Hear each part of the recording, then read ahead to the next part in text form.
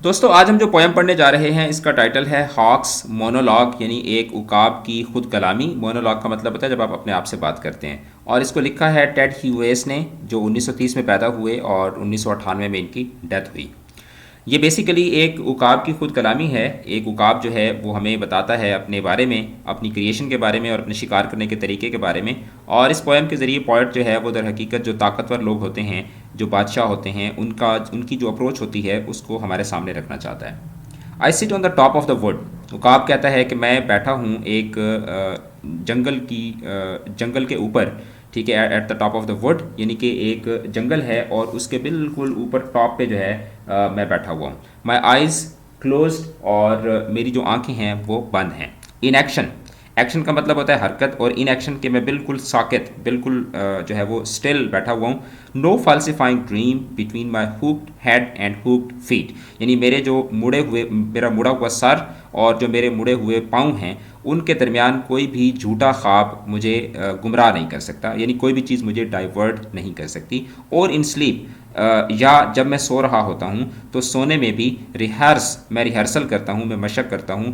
Perfect kills and eat, यानी कि मैं जो है ना वो जब सो रहा होता हूँ तो सोने में भी मैं अपने शिकार करने और शिकार को खाने की जो प्रैक्टिस है वो मैं करता रहता हूँ। यानी कि वो ये कह रहा है कि मैं एक जंगल के ऊपर मैं बैठा हुआ हूँ एक मकाम पर। मेरी आंखें खुली हैं, मेरी आंखें बंद हैं, मैं आराम कर रहा हूँ, लेकिन इसका मतलब ये नहीं है कि मैं अपने शिकार से या अपने मकसद से मैं ओझल हूँ, मुझे अपने मकसद का पता नहीं है। मेरी जो डायरेक्शन है, मेरी जो अटेंशन है वो मेरे शिकार की तरफ ही है। और जब मैं सो रहा होता हूँ तो सोने में भी मैं वक्त ज़ाया नहीं कर रहा होता, बल्कि मैं अपने आप को परफेक्ट करने की कोशिश कर रहा होता हूँ। The convenience of the high trees, के जो ऊंचे दरख्त हैं, ठीक है, उनकी जो सहूलत है।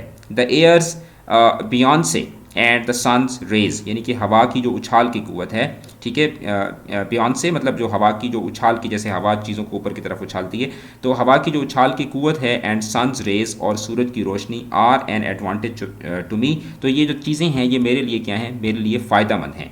यानी कि ऊंचे ऊंचे दरख्त, हवा और जो सूरज है, ये तीनों चीज़ें मुझे क्या करती हैं, बेनिफिट देती हैं। एंड द अर्थ्स फेस, और ज़मीन का चेहरा अपवर्ड, ऊपर की तरफ खुला हुआ है, फॉर माई इंस्पेक्शन, मेरे मुआयने के लिए। यानी वो ये कह रहा है कि मैं ऊपर जब बुलंदी पर बैठा होता हूँ तो नीचे जो ज़मीन है उसका चेहरा भी खुला हुआ होता है, और सूरज की रोशनी और घने जंगल और हवा, ये सारी की सारी चीज़ें क्या करती हैं, मुझे फेवरेबल जो है वो एक फेवरेबल माहौल प्रोवाइड करती हैं शिकार के लिए।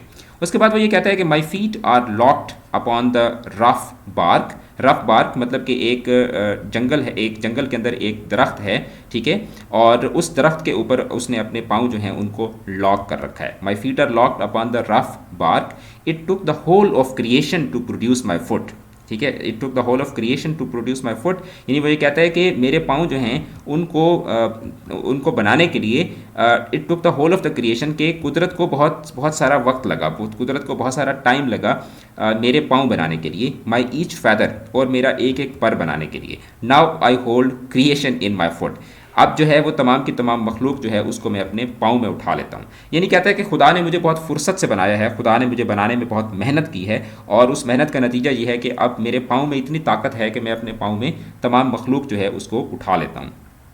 उसके बाद वो ये कहता है कि और अप और फ्लाई अप, और इन पाँव की वजह से और परों की वजह से मैं ऊपर की तरफ उड़ता हूँ। And revolve it all slowly, और मैं बड़ी आसानी के साथ, बड़ा आहिस्ता से अपने जिस्म को मोड़ लेता हूँ। आई किल, मैं कत्ल करता हूँ। वेयर आई प्लीज़, जहाँ पर मेरा दिल करता है। Because it is all mine, क्योंकि ये तमाम का तमाम शिकार जो है ये मेरा है। यानी कि वो जो नीचे मखलूक है वो तमाम की तमाम मखलूक के ऊपर जो है वो उनको मारना, उनको कत्ल करना अपना हक समझता है। There is no sophistry in my body, sophistry कोई बनावट, there is no sophistry in my body, के मतलब मेरे जिस्म में, मेरी तख्लीक में कोई बनावट या कोई खामी नहीं है। My manners are tearing off heads, और मेरी जो आदात हैं वो क्या हैं, सर फाड़ना, सर चीरना जो है ये मेरे मैनर्स हैं, ठीक है। और वो इस पे क्या हो रहा है, उस पर यानी कि अपने इस ज़ालिमाना रवैये पर उकाब जो है वो खुशी और फ़ख्र महसूस कर रहा है।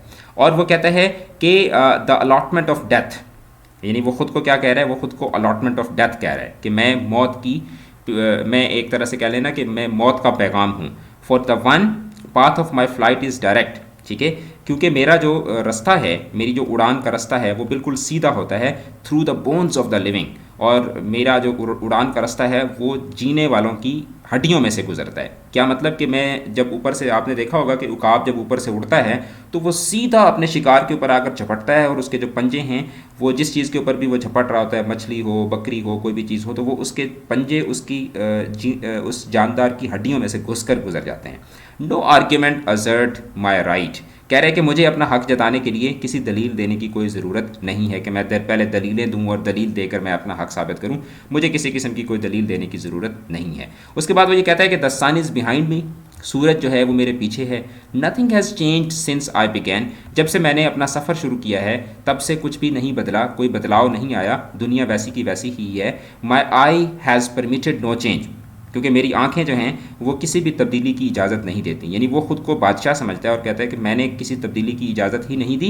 आई am going to keep things like this, और मैं इरादा करता हूँ कि मैं चीज़ों को इसी तरीके से ही चलने दूंगा। यानी यहाँ पर पोएट जो है वो हमें बताता है कि किस तरीके से जो ताकतवर लोग होते हैं वही कानून बनाते हैं और उनको किसी दलील की ज़रूरत नहीं होती, जो कुछ वो चाह रहे होते हैं वो उसी को ही अपना कानून समझते हैं, और दूसरों को, जो कमज़ोर होते हैं, कमज़ोरों को खाना और कमज़ोरों का हक मारना वो अपना हक समझते हैं, और वो ये समझते हैं कि कुदरत ने उनको ये हक दिया है कि वो जो कमज़ोर हैं, जो छोटे हैं, उनको वो इसी तरीके से खाते रहें।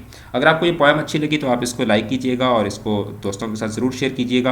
अपना बहुत ज़्यादा ख्याल रखिएगा। मिलते हैं अगले सेशन में, तब तक के लिए खुदा हाफिज़।